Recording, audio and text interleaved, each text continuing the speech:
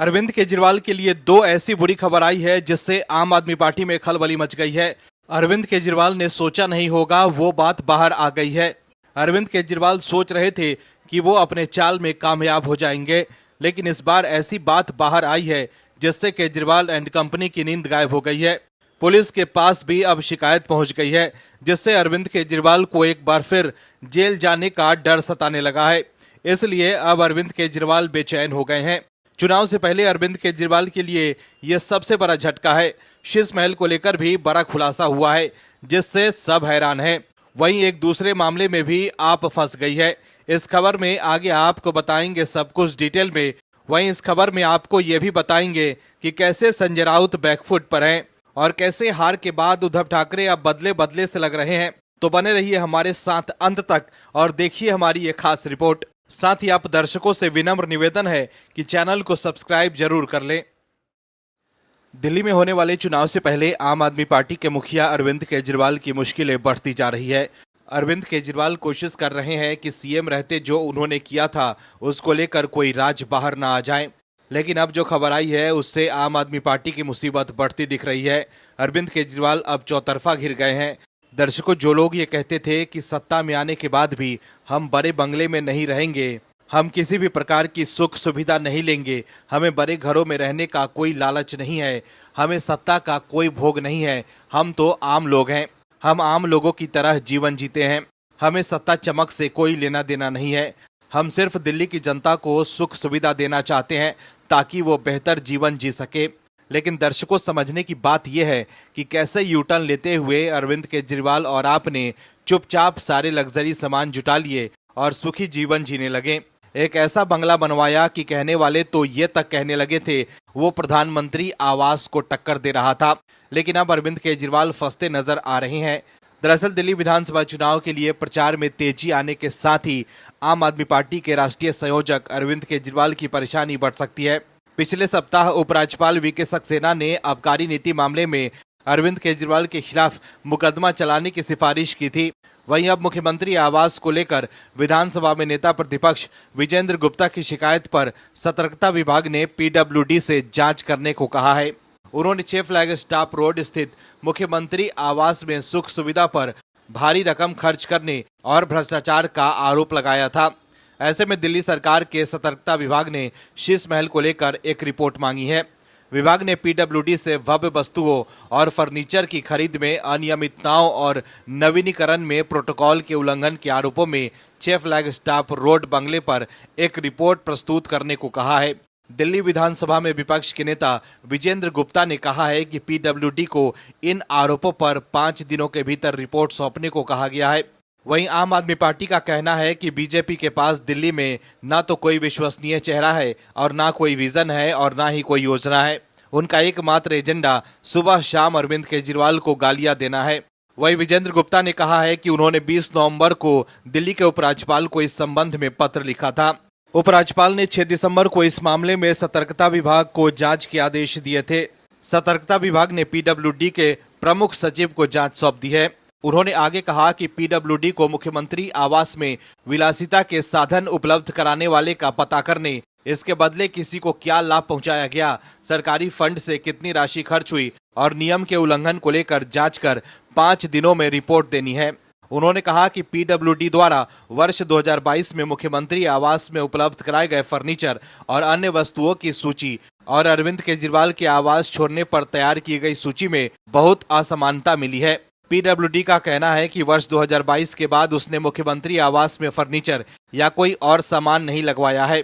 वहीं मुख्यमंत्री आवास के शौचालय में 12-12 लाख के कॉमोड, महंगे वॉश बेसिन, लाखों रुपए के सोफे, पर्दे, टीवी और रेफ्रिजरेटर सहित विलासिता के कई सामान मिले हैं, जिसे पीडब्ल्यूडी ने नहीं लगवाया था।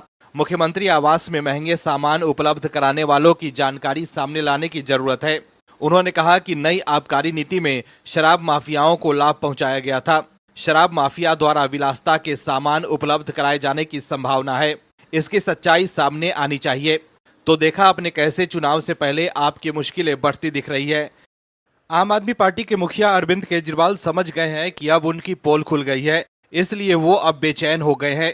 दर्शकों, आपका एक और फर्जीवाड़ा पकड़ा गया है। अरविंद केजरीवाल सोच रहे थे कि वो वोट के लिए इस बार भी जनता को ठग लेंगे, लेकिन इस बार वो एक्सपोज हो गए हैं। दर्शकों, दिल्ली में अरविंद केजरीवाल और आपकी सरकार मिलकर लोगों के साथ धोखा और छलावा कर रही है। दर्शकों, एक तरफ तो आप लोगों से कह रही है कि हम दिल्ली की महिलाओं को 2100 रुपए देंगे और बुजुर्गों को संजीवनी योजना के तहत मुफ्त इलाज देंगे, लेकिन दिल्ली सरकार के ही संबंधित विभाग विज्ञापन निकालकर कहते हैं कि जी हम कोई ऐसा योजना नहीं चला रहे हैं, यानी कि आप डाटा जमा करने का फ्रॉड कर रही थी। दर्शकों, समझने की बात यह भी है कि दिल्ली की भोली भाली महिलाएं अरविंद केजरीवाल और आपके लोगों के पास पहुंच भी गई वोटर कार्ड लेकर अपने पंजीकरण के लिए, लेकिन पता क्या चलता है कि यहां तो डेटा जमा करने का काम हो रहा था।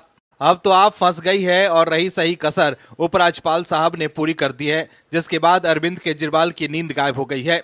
दरअसल दिल्ली में महिला सम्मान योजना पर घमासान बढ़ता जा रहा है। इस बीच अरविंद केजरीवाल की आम आदमी पार्टी के लिए एक बुरी खबर आई है। दिल्ली में महिला सम्मान योजना सवालों के घेरे में है। उपराज्यपाल ने दिल्ली के महिला सम्मान योजना को लेकर जांच के आदेश दिए हैं। एलजी ने डिवीजन कमिश्नर को जांच का जिम्मा सौंपा है। दिल्ली में महिला सम्मान योजना को लेकर जो रजिस्ट्रेशन का काम हो रहा है वो किन नियमों के आधार पर हो रहा है, इस बात को लेकर ही दिल्ली के उपराज्यपाल ने जांच के आदेश दिए हैं। उन्होंने पुलिस कमिश्नर को भी कार्रवाई करने के निर्देश दिए हैं। जो भी लोग महिलाओं की निजी जानकारी ले रहे हैं उनके खिलाफ कार्रवाई होनी चाहिए। ये जानकारी फायदे देने के नाम पर ली जा रही है। उपराज्यपाल ने चुनाव आयोग को भी इस मामले की जानकारी देने को कहा है। चुनाव से पहले इस तरह की गतिविधियां चिंताजनक है। बता दें कि आम आदमी पार्टी ने बीते दिनों ही इसका ऐलान किया था। एलजी सक्सेना ने साफ कहा है कि कानून के मुताबिक कार्रवाई करिए। आदेश के मुताबिक दिल्ली के सभी जिले के डिवीजन कमिश्नर इस बात की जांच करेंगे कि उनके इलाके में महिला सम्मान योजना को लेकर जो भी रजिस्ट्रेशन हो रहा है वो किस आधार पर हो रहा है। हाल ही में दिल्ली सरकार की महिला एवं बाल विकास मंत्रालय की ओर से अखबारों में एक विज्ञापन जारी किया गया था। इस विज्ञापन के जरिए ये जनता को बताया गया था कि जो कुछ भी आम आदमी पार्टी की तरफ से महिला सम्मान योजना को लेकर बताया जा रहा है वो भ्रामक है। इसकी कोई अधिसूचना जारी नहीं हुई है। सभी डिविजनल कमिश्नर को इस बाबत जल्द ही एक रिपोर्ट सौंपने को कहा गया है। दिल्ली महिला सम्मान योजना पर एलजी की ओर से दिए गए जांच के आदेश पर आम आदमी पार्टी तिलमिला गई है।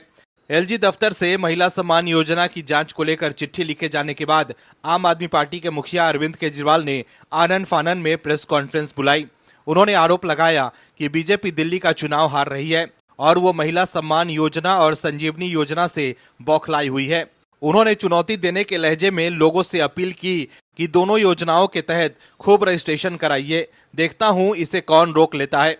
उन्होंने ये भी कहा कि जो वो कहते हैं करके दिखाते हैं। दिल्ली की जनता के लिए वो जेल जाने के लिए भी तैयार हैं। मतलब अरविंद केजरीवाल को अब फिर से लगने लगा है कि एक बार फिर वो जेल जा सकते हैं और वो जानते हैं कि आपके लोगों ने गलत तरीके से लोगों का डेटा कलेक्ट किया है, तभी तो वो कह रहे हैं कि दिल्ली की जनता के लिए वो जेल जाने के लिए भी तैयार हैं।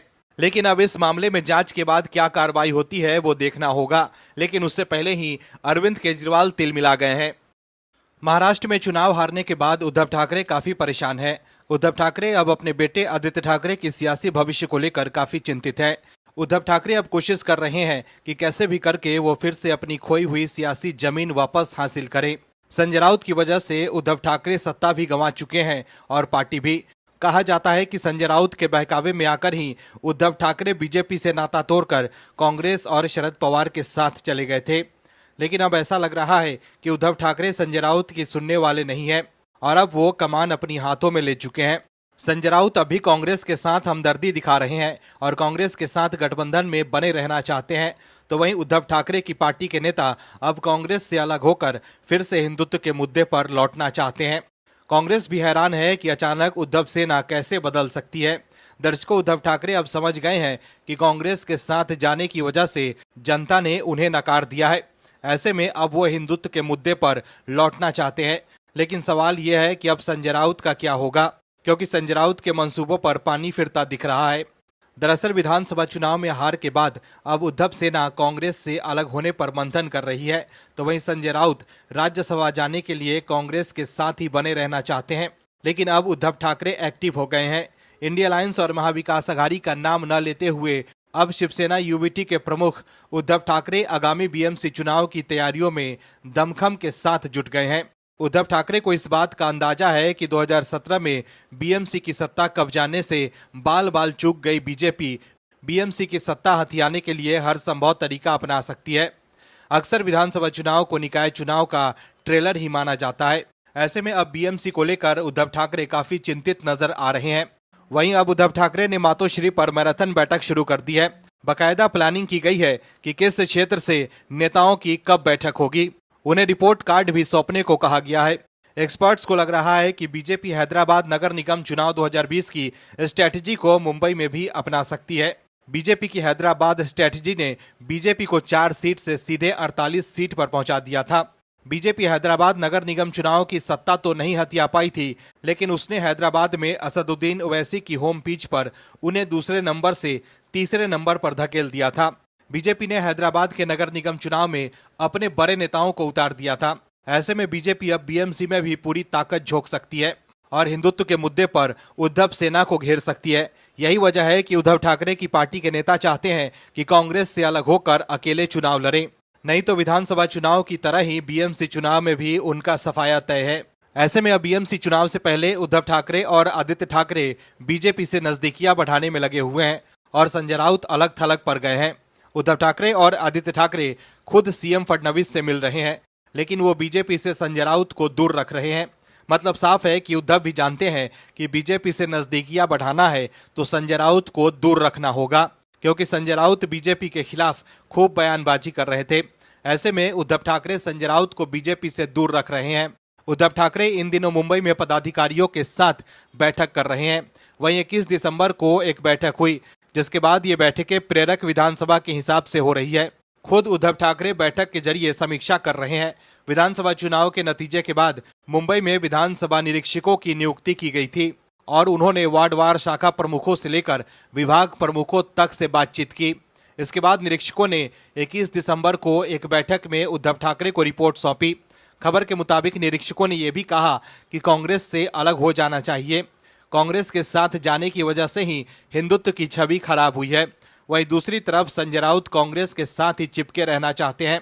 दिल्ली विधानसभा चुनाव से पहले आम आदमी पार्टी और कांग्रेस में तकरार बढ़ गई है। इस पर संजय राउत ने कहा है कि आम आदमी पार्टी वो है जिसकी सरकार है और कांग्रेस वो है जो अपनी सरकार चाहती है, तो इनको आपस में समझाना होगा कि इनका दुश्मन कौन है, आपस में नहीं बीजेपी से लड़ना है। मतलब अब संजय राउत को अपनी पार्टी से ज्यादा इंडी गठबंधन को लेकर चिंता हो रही है। संजय राउत अब भी कांग्रेस के साथ ही रहना चाहते हैं।